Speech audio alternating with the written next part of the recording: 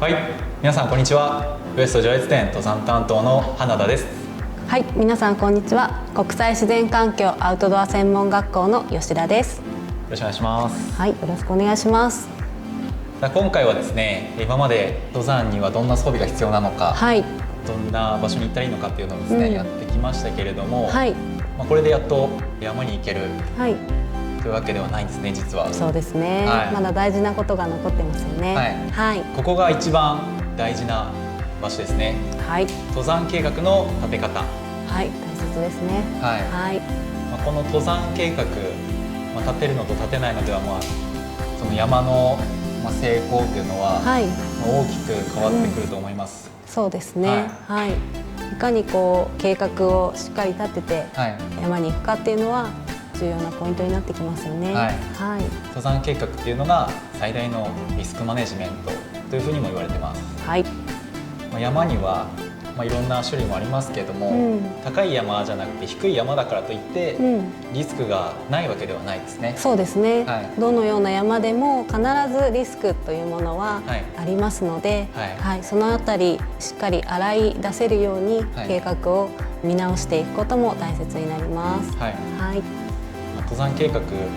なんで必要なのって思うかもしれないですけれども、皆さん考えてみてください。好きな異性とですね、知らない場所にもしデートに行くってなったらですね、必ずその場所、どんな場所なのかっていうのを調べたり、例えば行くお店がいつ定休日になっているのか、何時から営業しているのかっていうふうにですね、いろいろ調べると思うんですよね。そうですね、それも計画ですよね。はい、例えばもし天候が悪かったらどんなプランにしようかというふうにいろいろバックアップを考えたり、そうですね、いろいろ考えることがあると思いますね。はい、それも登山と同じで、登山にも必ず計画っていうのは立てていく必要があります。はい、というふうにですね、登山の計画はですね、まず無理のない計画なのかどうか、自分の体力に合っているのかどうかっていうのを知ることができます。そうですね。はい。そして2つ目に、山の中でもし何かあった時に冷静な行動を取ることができますね。そうですね。いろいろこう考えて想定しておくことで準備ができますよね。はい。なのでこの2つの目的のために、皆さん登山計画書は作成してください。はい。それでは私たちが実際どのような手順で計画を立てているのかというのを見ていきましょう。はい。私たちが実際に計画立てるときに使うものはこれですね。この地形図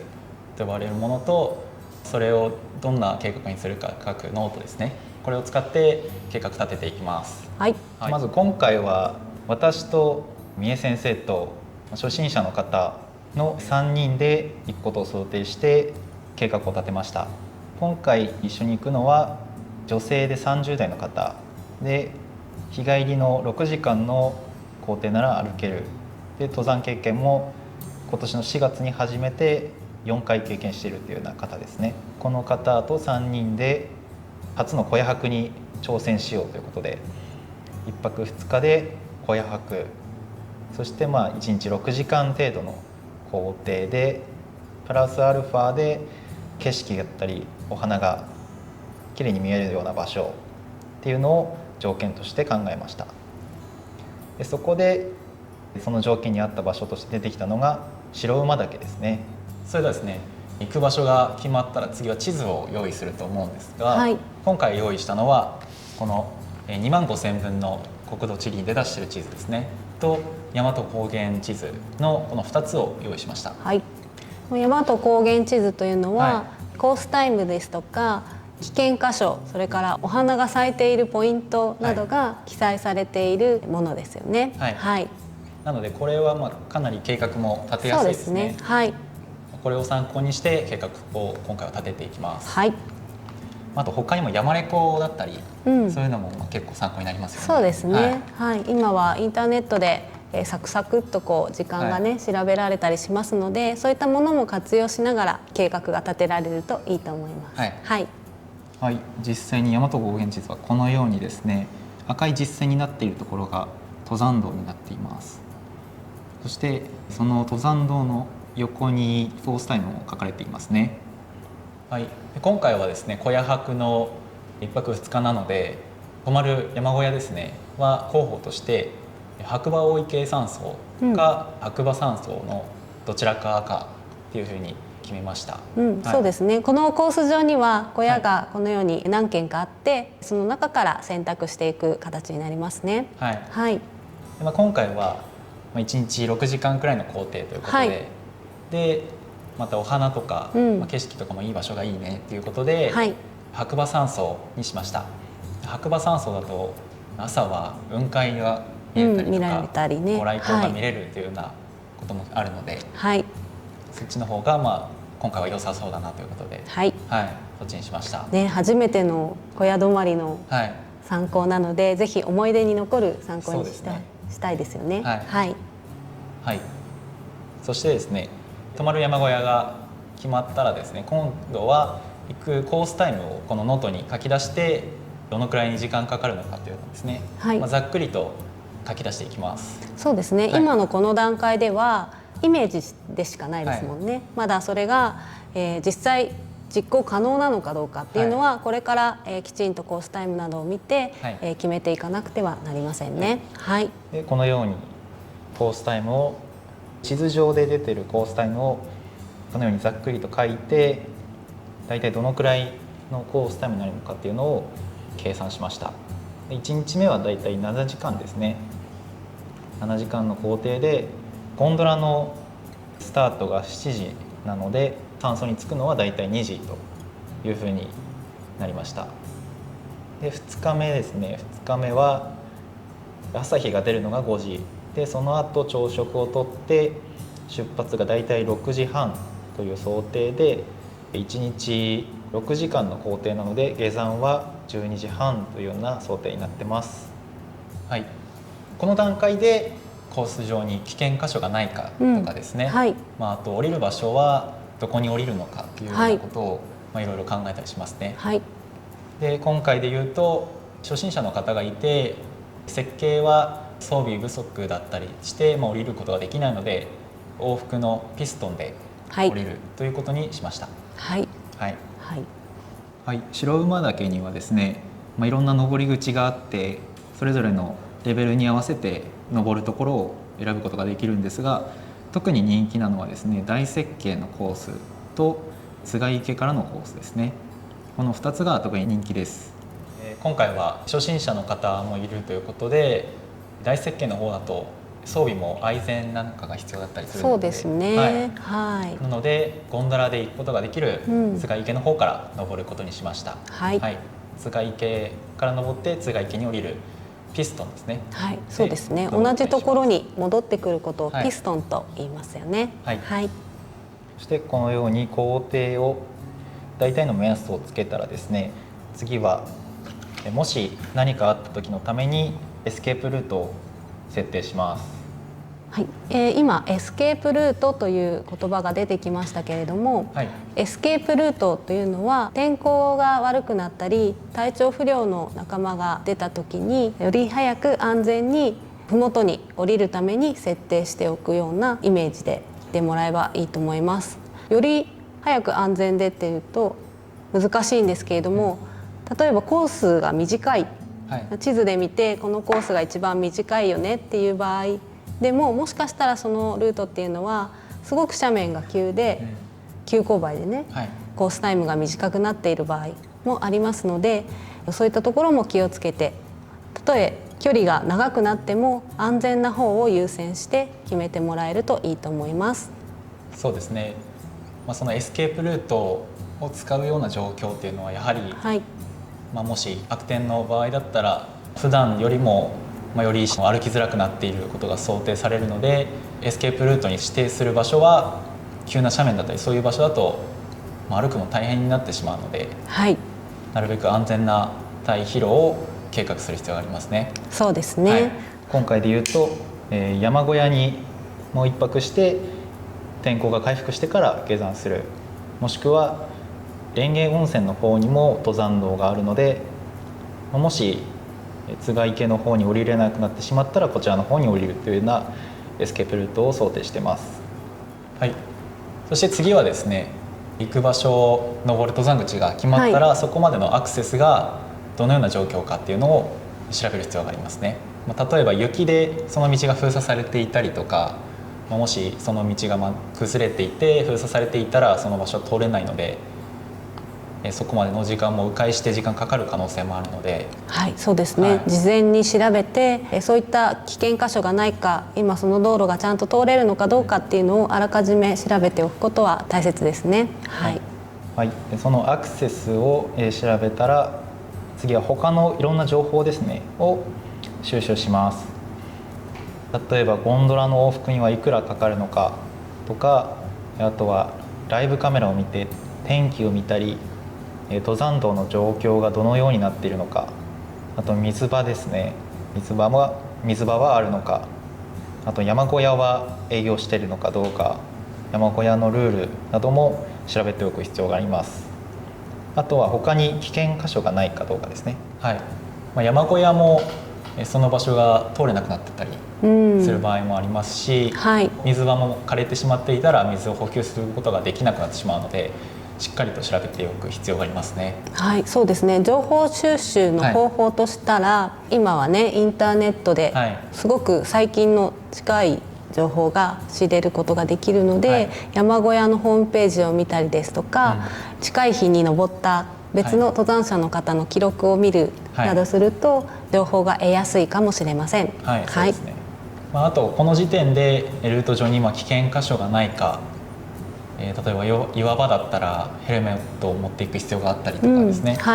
いろんなことも分かると思うので、地図をしっかり見て危険な場所を探して対策しましょう。はい、そして最後に装備ですね。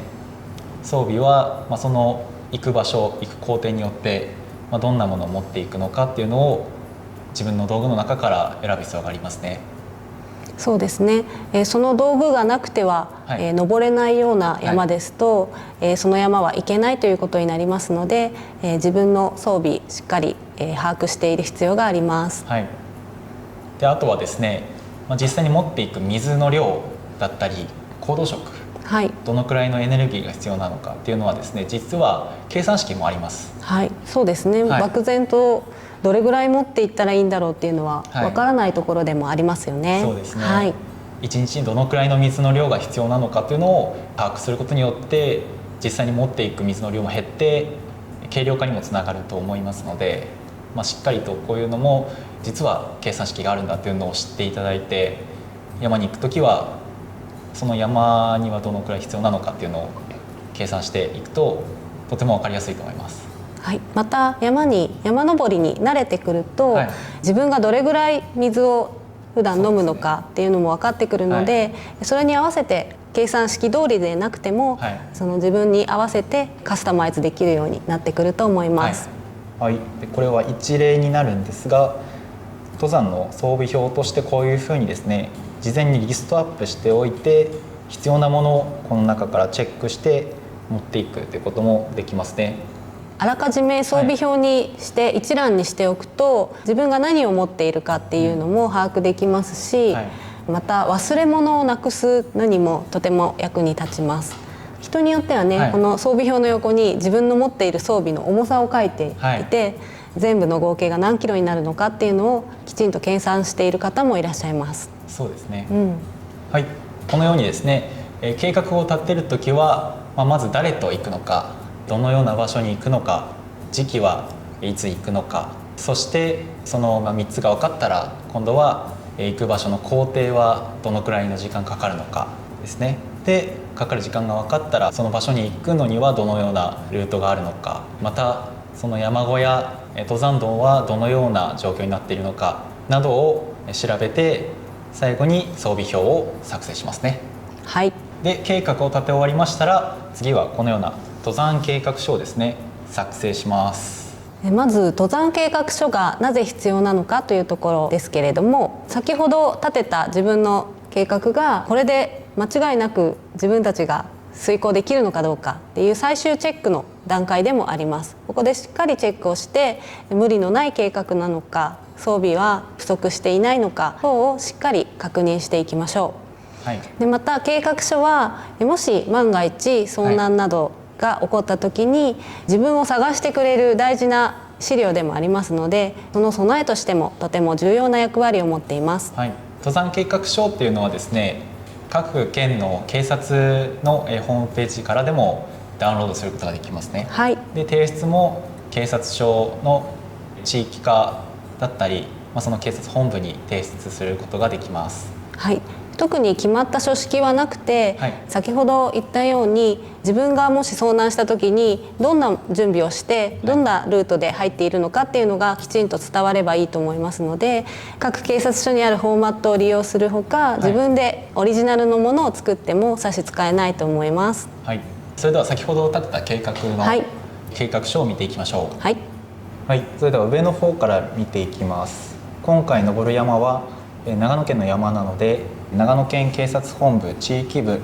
山岳安全対策課というところに提出します。そして次の項目ですね。次は所属している山岳連盟などの緊急連絡先を書くところになっています。ここは加入してない場合は記入しなくても大丈夫です。そして次のところですね。目的のところは今回はピークハントにしています。そして登山の方法は小屋泊1泊2日ですね。目的の山域は白馬岳です。そしてその下、現地の連絡先のところはそのパーティーのリーダーの連絡先を書いてください。はい、そしてその下の項目でそれぞれの氏名、生年月日、何歳なのか、性別、住所、電話番号、そして緊急連絡先の氏名、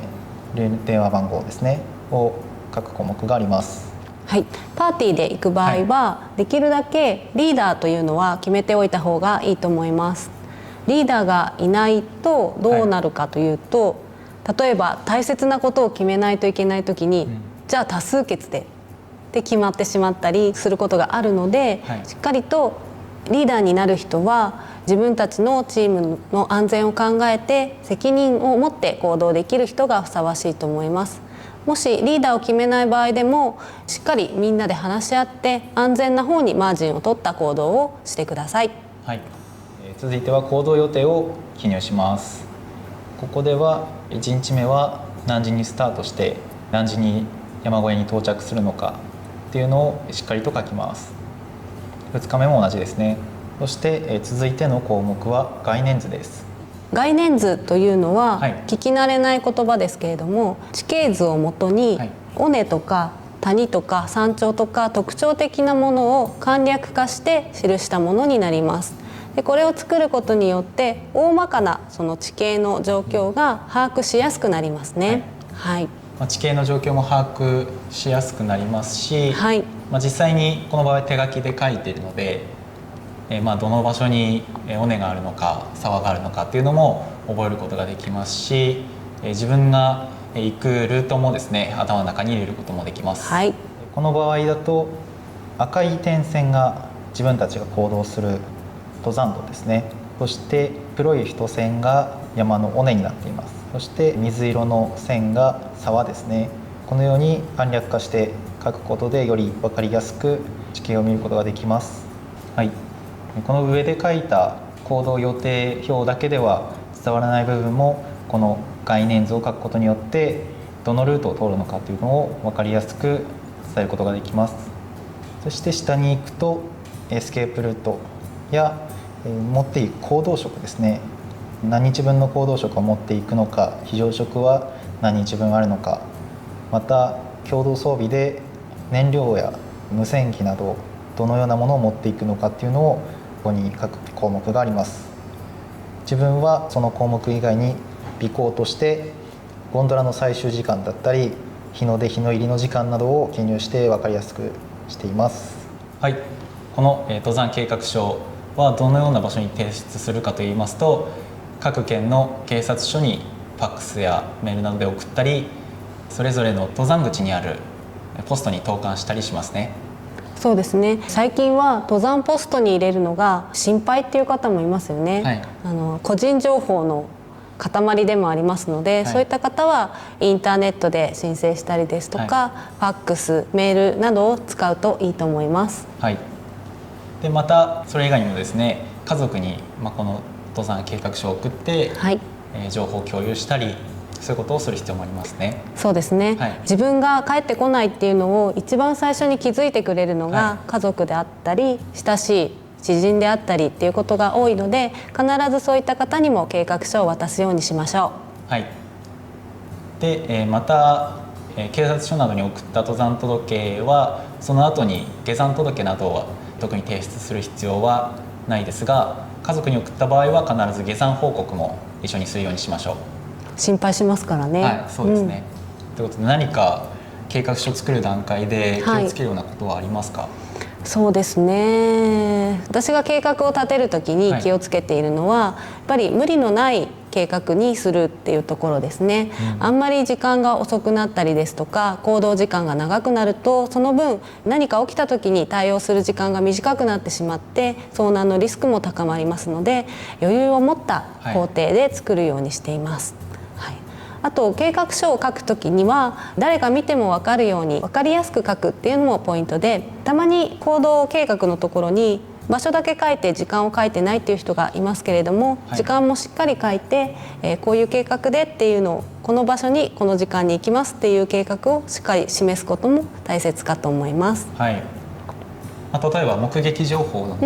何時の時点ではこの場所で目撃しましたっていう情報をもとに、じゃあその先はどこどこにいる予定だからその周辺を捜索しようなどというふうにですね、この工程表を使って捜索の手がかりにもなるので、はい、しっかりと時間は記入した方が、はい、よりスピーディーな捜索につながりますね。はい、最近は携帯やパソコンなどで簡単に提出することができるウェブサイトなどもあるので、その方から提出したりすることもできますね。はい、これで計画も立てて計画書も作成して警察に送りましたと、はい、あとはその山に行く日が近づくまでにですね、はい、天気を見ておく必要がありますね。そうですね、まだまだ登山開始までにはやることがありますよね。はい、はい、天気もですね、その当日だけでなく、前日その前から事前に天気を見ておく必要もあります。そうですね、天気の移り変わりを見ておくというのは、はい、実は結構大切で、前の日に大雨が降っていたりしたら、はい、もしかしたら沢が増水しているかもしれないなとか、はい、そういった予測も立てられますので、ぜひ、少なくとも3日ぐらい前からはしっかり天気も見ておくようにしましょう。はい、先ほどの計画のところでも出ましたけど、例えばその山頂のライブカメラだったり、そういうのも一つの情報になるので、そうですね、はい、天気を見るときはそういうところから見てください。はい、はい、三重先生は天気はどのように調べてますか？天気はやっぱり基本となる気象庁の天気をもとに、あとは、そこだけじゃなくて複数の天気を見て総合的に判断するようにしています。はい、そうですね、天気の移り変わりは西から東に移り変わるので、はい、例えば今回は白馬岳だった場合はその西側の富山の天気なども見て参考にする場合がありますね。そうですね、はい、西の天気、それから風向きも関係したりしますので、はい、風下側の地域の天気を見たりということもできますよね。はい、あと標高が高いところは高層天気図なんかもありますので、そういうのももし分かるようであれば、そういうのも情報の一つになります、そうですね、ちょっと専門的で難しいですけれども、これから登山を本格的に始めていこうと思った場合、知っているととても有効に使えますので、また学習機会がありましたらしてみてください。ということで計画の立て方をやりましたけれども、ちょっと今まで計画立ててなかったという人はですね、多分この画面の向こうでドキッとしてると思いますそうですね、はい、計画がない登山っていうのは設計図のない家を建てるようなものですからね、とても不安定なものになりますよね。そうですね、はい、登山の計画は、計画8割、実行2割って言われてるほどとても重要なものなので、はい、そうですね、はい、計画が8割できていれば登山はもう8割完成していると言ってもいいと思います。はいはい、なので、いつどこで誰とどのようにして登るのかっていうのを明確に計画して、はい、実際に登山に臨んでみてください。そうですね、はい、きちんとした計画は、自分を助けることにもなりますので、はいはい、ぜひそれを意識して書いてみてください。はい、それでは次回から早速、実践編ということで、はい、山に向かって、登っていきたいと思います。はい、いよいよですね。はい、はい、それでは今回の動画ありがとうございました。ありがとうございました。